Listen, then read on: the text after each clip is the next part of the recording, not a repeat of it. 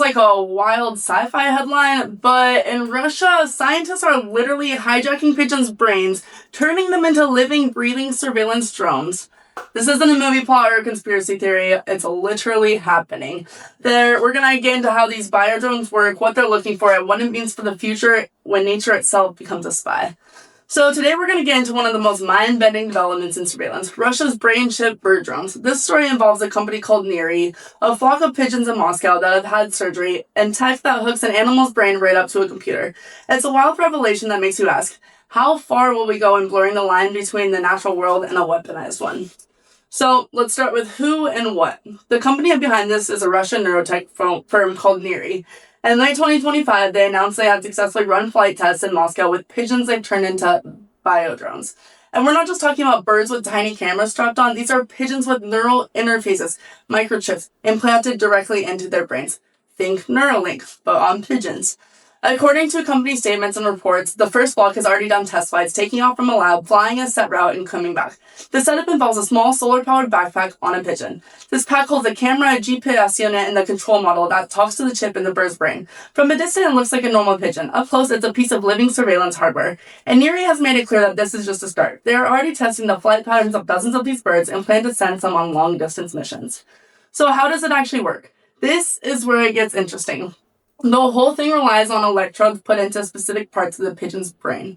They use a special precision-guided system for the surgery to place the electrodes correctly without needing expensive scans like a CT or MRI. This makes the whole process faster. While the company says they're aiming for a 100% survival rate for the birds, they haven't shared what the actual survival rates are right now. Once the chip is in, operators don't need to train the pigeons at all. Neiry claims any animal is controllable right after the operation. Instead of giving the bird commands, the system sends a little electrical impulses to the brain. These pulses basically influence the bird's motivation, making it want to turn left or right or to fly a certain GPS controller. It's not like flying a toy drone. It's more like outsourced navigation, wired straight into the animal's brain.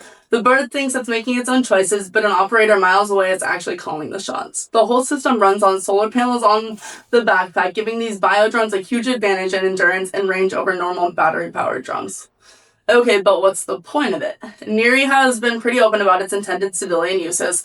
They say the biodrones are for monitoring things like power lines and gas distribution hubs. They also mention environmental surveys, industrial inspections, and even search and rescue missions.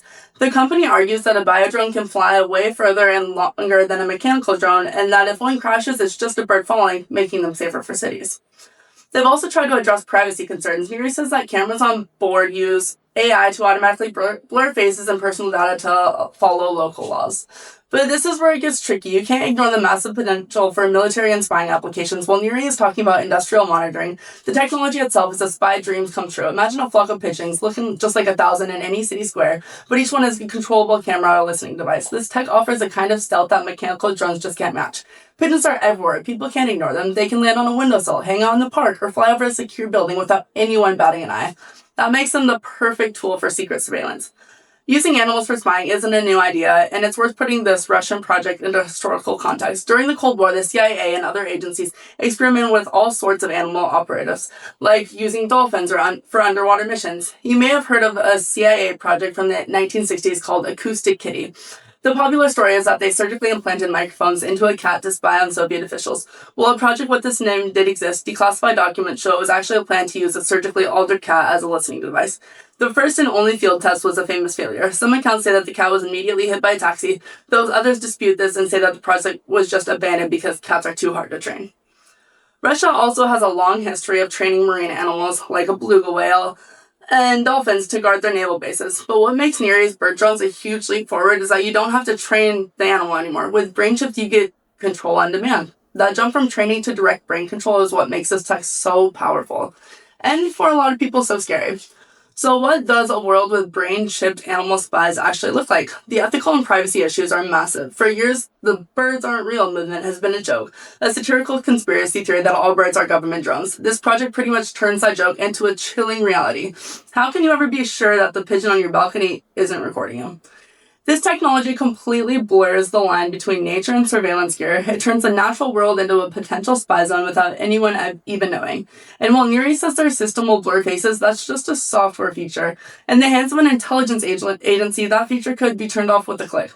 And it's not just about pigeons. Neiry's founder, Alexander Panov, has been clear that almost any bird could be a carrier. He's mentioned plans to use ravens for heavier equipment, seagulls for watching coastlines, and even albatrosses for missions over the ocean. This isn't just about spy pigeons, it's about building a scalable biosurveillance platform with different animals, each picked for what it can do naturally. We're on the edge of something new and unsettling. The tech to merge animal biology with robotics is here, and it's being tested on the streets of Moscow. It promises to be great for industry, but it also opens the door for spying and social control on a level we've never seen before.